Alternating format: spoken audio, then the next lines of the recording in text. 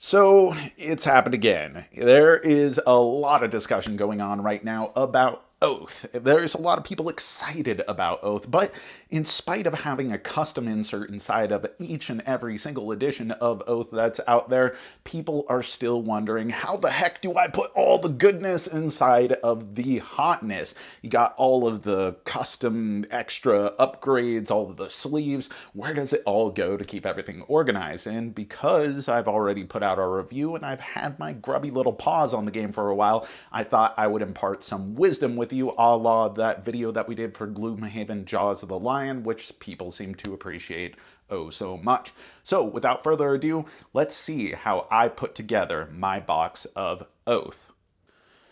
Okay, so as you can see, here is my copy of Oath. It is sitting nice and tight. There is no sort of billowing going on at the box, no box bulge, no what have you. And we're going to open this up and see what I got going on here. So on top, we have our rule books, which can be arranged in however direction you want it to go.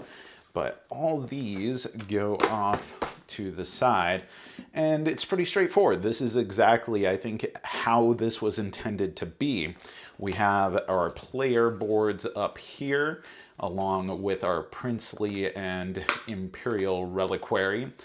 We have the rolled up board. Well, I guess it's not really a board. I'll point out that the map came with a little tube sleeve here in order to hold it together. Honestly, I found that more of a complication in order to get back in, and there was a part of me that died a little when I threw it away, but I actually think my life is better without it. Now, underneath here, we have a couple things. One, we have all of the denizens, the chronicle that can be integrated into the deck, and the only thing that I haven't sleeved being any of the packet cover sheets and instructions and that kind of stuff. Here's a closer look at all this stuff. I have these just separated in here, and the back card for every one of these is the edifice for the corresponding faction.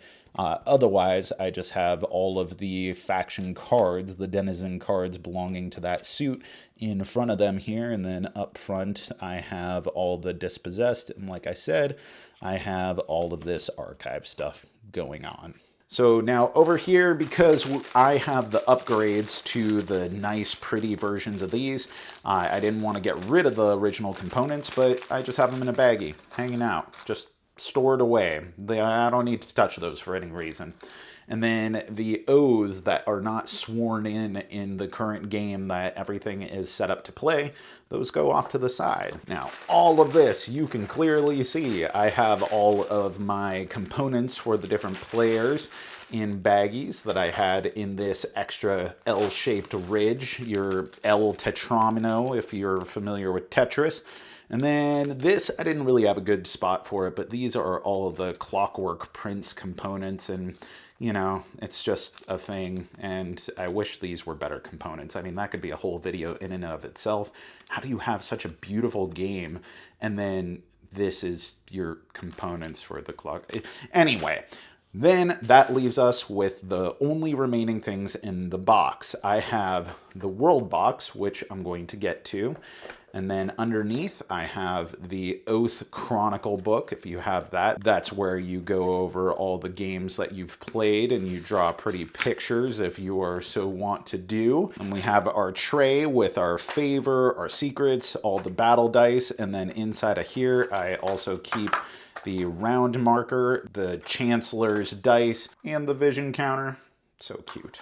Silica gel. I honestly keep these. I live in a rainforest. Yes, in Alaska we have a rainforest, temperate rainforest, and these are really helpful for keeping boxes dry and mold free, and they're not getting gunky and warping and all that kind of stuff. I don't know, seems reasonable to keep these in here. Let me know if that's a problem. Okay. Last thing I have at the bottom are extra sleeves, keeping these if I need them for replacements or anything, just going right under these bad boys here. And then I have the Denizens and Relics deck with the only addition that I've made in order to support this grand scheme, which is an optional thing, but I highly recommend you get. I'm using vinyl tape. This is tape that only adheres to itself rather than having a sticky, gluey based surface. Specifically, I'm using Hugo's amazing tape. I highly recommend that if you're into board games and organizing your board games, which you probably are if you're watching this video, that you get some of it, because this stuff is awesome and comes in handy for a million different reasons. Okay, now for the world box. This one is a little interesting. This is where I had to get into a little bit of decision making, right? Because the world box also sets the stage for the next game that you're going to play, just like you pre-stack the relics and the denizens deck at the end of each game. So within here, I have the oath from the last game that I played. I have the Grand Scepter, as well as the 2 banners, because I know that those will be needed in every single game, along with the Oathkeeper tile. And then inside of here, just as it says to do at the end of every sesh, I have my new world map all separated out with all the denizens and relics that are going to populate that. And then dividing the current world map as well as all of the remaining locations, I have the instruction cards of this size that are unsleeved, making excellent dividers so that way I do not mix up all my stuff here. And perfectly fitting into this box, I can just throw it all back in. It's important to do the doots. Doots are like 75% of the work in getting things organized. One last doot, and there we go. Okay, so the grand finale. Now that we got it all explained, let's get it back in the box. So starting with the sleeves here, we got that on top. We're going to take the cards, which I have so bound by my Hugo's amazing tape.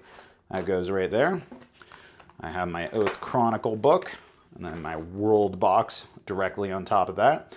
And then I take this whole business here and fill it with all the player tokens for the different factions. Just kind of jam it in there. It's a good thing about having wood tokens is they survive a beating if you're kind of bumping them around. Silica gel, well, I probably could have snuck that on the bottom somewhere, but I'm just going to tuck that there. And I got this. The important thing is that when you're putting it down, that this area is left open, in which we can take all these bad daddies and put it right there. Oh, look at that. Everything's fitting together so nicely. And then, boom, all this is on top. That's right there. Let's see if we did the trick. We did it. Did we do it? Look at that. No extra girth. All right, so that is another one in the bag. Oath has been sorted, organized, it is all put together, and I hope that you found this helpful in order to take care of your toys, and if nothing else, get that hot Hugo's amazing tape tip. If you have your own tips about organizing things, or you want to see more of these types of videos, then let us know. And if you have questions about anything that I did here, I'd be happy to answer them. I'm pretty good about answering comments in the comment section on YouTube. And that's going to do it. Thank you so much for watching. I've been Jack for the Cardboard Herald. If you enjoyed this video, we have all kinds of other reviews, interviews, and recommendations via writing, podcast, and video here on our channel and website cardboardherald.com. Our content is audience supported, so if you want to show your support, please visit our Patreon. Thank you so much for watching. This has been the Cardboard Herald.